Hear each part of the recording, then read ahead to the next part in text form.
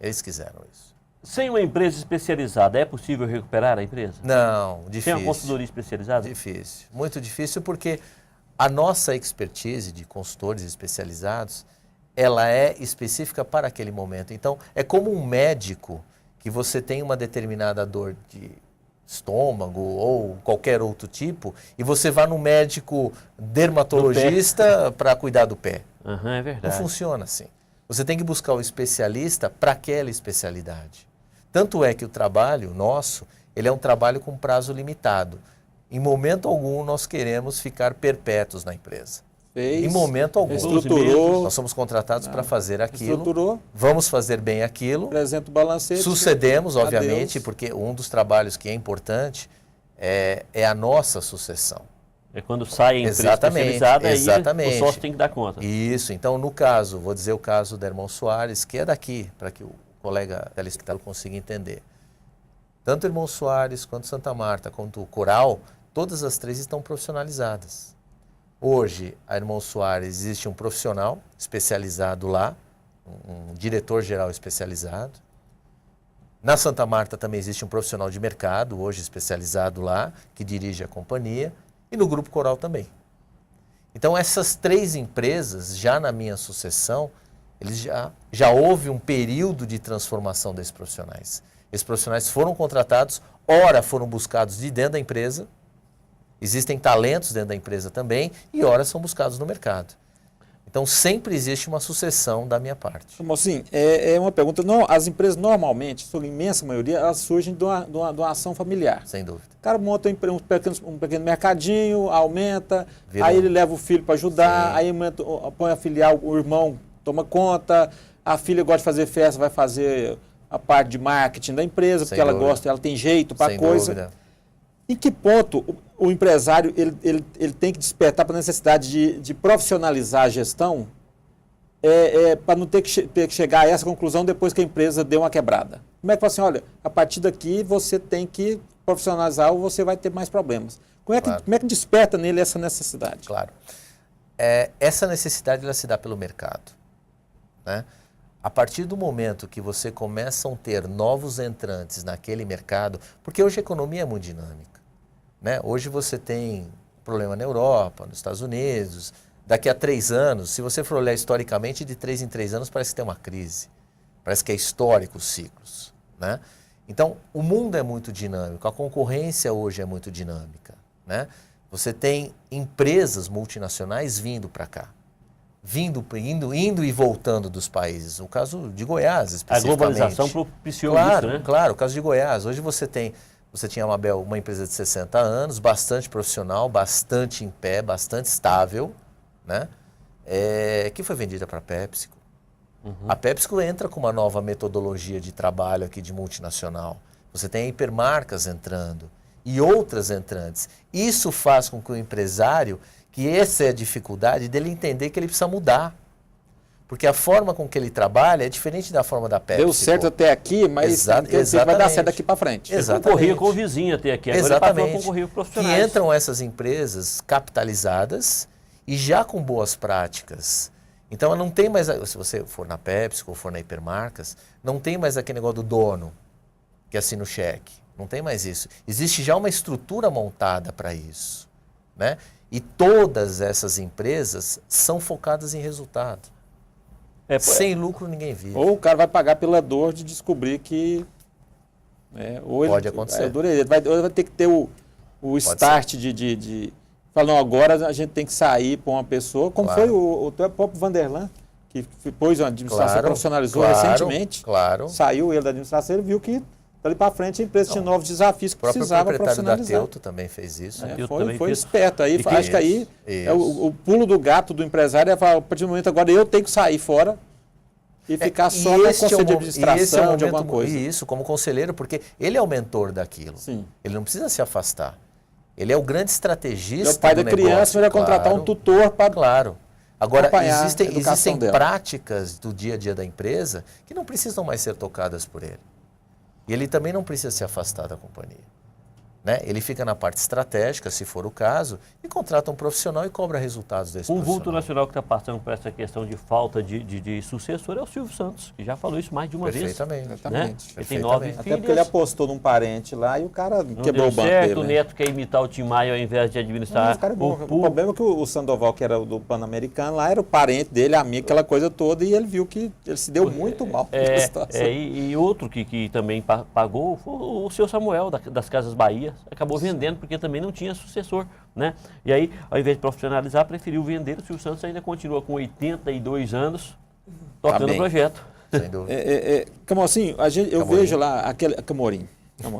Camorim. Camocim é a cidade do Ceará, bonito por sinal, Camorim. A gente vê muito assim, a Associação Comercial de São Paulo tem aquele impostômetro Tem. para dizer que o Estado arrecada muito. Eu acredito que se a economia cresce e você coloca um computador na empresa que é menos um gargalo de sonegação, a tendência é que o imposto aumente sempre. Claro. É impossível que ele não aumente se o país está crescendo. Claro. Onde está, eu acho que é um equívoco da Associação Comercial de São Paulo, mas eu queria a opinião sua, que trata disso também, sobre a necessidade de uma reforma tributária no país. Não tenha dúvida. A gente tem que ter impostos únicos, é muito imposto que cobra em cascata. Qual que é a opinião de vocês sobre essa questão? Claro. Bom, eu acho que isso é uma discussão unânime no país, né? Todos nós achamos que a carga tributária é muito alta. Não é um tema fácil de se resolver. Envolve inúmeros interesses políticos, econômicos, enfim. Mas eu digo pela parte empresarial que mais eu milito no meu dia a dia, é muito oneroso para a empresa, para que ela consiga ter margens de lucros atrativas com uma carga tributária muito grande, né? Vamos falar da folha de pagamento, por exemplo. É muito pesada a carga tributária da folha de pagamento, apesar que já existem algumas conversas e etc. É muito complicado e muito pesado para uma empresa. E aí o que acontece? Ela trabalha com margens muito baixas, e qualquer problema de gestão que venha a ter, a empresa já começa a ter problemas. Você falou de folha de pagamento, além de ter uma taxa alta, né, uma alíquota alta, você tem vários impostos. Tem CSL, ISS, Imposto de não sei energia o quê, fonte, COFINS, PIS, COFINS. Em vez de, por exemplo, eu vou cobrar 10% uma microempresa, 8,6% a 9% você vai pagar. Então você pega lá o salário de 1.000, Claro. pega 90%, passa para o governo. Do que você ficar, não, agora calculo quanto que é CSL, quanto que é PIS, quanto é COFINS. Isso já não facilitaria? Mas bastante. Muito, Que é imposto demais. Muito. É muito falta até imposto. letra. Acho que está faltando até nome para pôr imposto É muito agora. imposto e o fisco, ele é muito fiscalizador. Embora nós vamos escutar que em jornais e etc., que existe sonegação, etc., mas de uns anos para cá o fisco ele vem se aprimorando cada vez mais, né? Você tem nota fiscal eletrônica, você tem SPED contábil, SPED fiscal, você tem hoje quase tudo eletrônico dentro da companhia. Então, hoje o fisco ele é realmente um grande fiscalizador.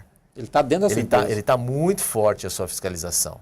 Então, a sua informalidade, ela vem diminuindo cada vez mais. Eu não diria, isso é uma opinião muito minha, eu não diria que ela chegaria a zero, não sei se chegaria também em algum outro país, mas a tendência é que cada ano a fiscalização seja mais ferrenha do que eram em anos anteriores. Não há dúvida disso. Que tipo de reflexo pode ter ou já está tendo essa situação da Grécia, que é aquela confusão de má gestão, não dão conta de se entender lá, padronizar a moeda em países tão diferentes, com produtividade diferente, com arrecadação diferente, agora a coisa parece que vai degringolar, aquele euro parece que vai degringolar tudo. Que tipo de reflexo isso vai ter aqui no mercado brasileiro? Olha, Ou já está tendo? Já está tendo, na minha ótica já está tendo, né? Eu lido muito com os bancos e eu percebo que já existe uma escassez assim menor de liberação de crédito por parte dos bancos. Os bancos estão mais exigentes hoje. A alta do dólar tem a ver com isso? Não muito com isso. Ele está mais restrito à captação de recursos no mercado internacional. Porque o banco também, ele precisa captar recursos, né? Então, ele capta também no mercado internacional. E se esse mercado internacional está mais restrito, automaticamente ele capta um volume menor. E ele tem que pegar essa captação e oferecer às empresas. Isso faz parte. Então, eu percebo nas empresas que são os meus clientes, que os bancos, obviamente, por uma condição de captação, por uma condição de risco. O Valor Econômico lançou na capa que outro dia as ações do Itaú, se não me engano, caíram 5%, porque ele teve que provisionar um valor maior de provisão de débito do que ele estimava anteriormente. Então, este ano é um ano um pouco de escassez de crédito nos bancos. Não que os bancos não estejam dando dinheiro, eles estão oferecendo crédito, mas eles estão mais exigentes. E essa política de juros da presidente tem alguma coisa a ver com tudo isso? Não, na verdade, não. Na verdade, na minha ótica, a política da presidente, ela vem a ajudar a economia interna. Ela vem tentar diminuir os spreads, ela vem tentar aquecer uma economia. Proteger? Claro. Porque o spread é injustificável, não tem como explicar um spread que a gente tem no... Claro. Só olhar os balanços, isso é público e notório, né? Mas eu acredito que esse incentivo da taxa, ela vem a incentivar o consumo interno. A única dúvida que eu acredito que nós todos tenhamos aqui é quanto tempo isso consegue durar, porque você vai ter um aquecimento econômico, e de um aquecimento econômico nós já vimos essa história lá atrás que pode ter um aumento de inflação. Então, essa matemática, eu acredito aí que eu não sou especialista, mas eu acredito que os especialistas aí vão poder aí tentar desmembrar tudo isso. Pegar aqui a fala do Kleber e fazer minha última pergunta para o senhor. Por favor. Essa questão do spread bancário. Porque era muito fácil eu emprestar dinheiro para um cheque especial a 12%. Claro. Então eu não precisava fazer uma análise de risco do cliente, porque se 10 clientes ficarem inadimplentes e um me pagar os 12%, eu tenho um lucro. Claro. E aí a gente está vendo um reflexo já essa semana no mercado de automóveis que está dando uma restrição de crédito. Sem porque dúvida. Aí vai ter que ficar mais seletivo. E aí o Guido Mantega falou uma frase que eu achei muito interessante, que os bancos vão ter que mudar a cultura. Vão ter que emprestar para mais gente, para ganhar o mesmo tanto, eles vão ter que emprestar para mais gente, ganhando um pouquinho de cada um, em vez de emprestar para poucas pessoas, ganhando muito de cada uma delas. O senhor acha que essa mudança de cultura vai ser uma coisa traumática ou o mercado bancário brasileiro vai ter que absorver isso mais rapidamente? Olha, eu acredito no seguinte, né, o que eu vejo no mercado. Eu acredito que essa mudança ela vai acontecer, mas eu não acredito que seja de uma forma muito agressiva. Eu acredito que ela vai ser em doses homeopáticas. Porque você não muda uma cultura onde existe uma forma de trabalho, existe um conceito de trabalho feito anteriormente, que era o que justamente você mencionou, para justamente você agora, todo mundo diminui lucro e vamos ofertar dinheiro para todo mundo ganhar um pouquinho. Eu não acredito isso no curtíssimo prazo. Eu particularmente não vejo isso de uma forma tão rápida assim, talvez quanto os otimistas possam ver. Mas eu não enxergo isso. Acredito que isso será em doses homeopáticas. Né? Até porque... Acomodar o mercado. Acomodar o mercado e assim... Evita o susto e a quebradeira. Claro. E os bancos, eles trabalham... Banqueiro é um grande administrador. Você não consegue enxergar um banco deficitário. Até porque ele administra dinheiro dos outros, banqueiros né? são grandes administradores, são pessoas bastante competentes, que sabem administrar muito bem o seu dinheiro. Até porque ele tem que se mostrar bom administrador para te convencer a você dar o seu dinheiro para ele ganhar e você ganhar também. Claro.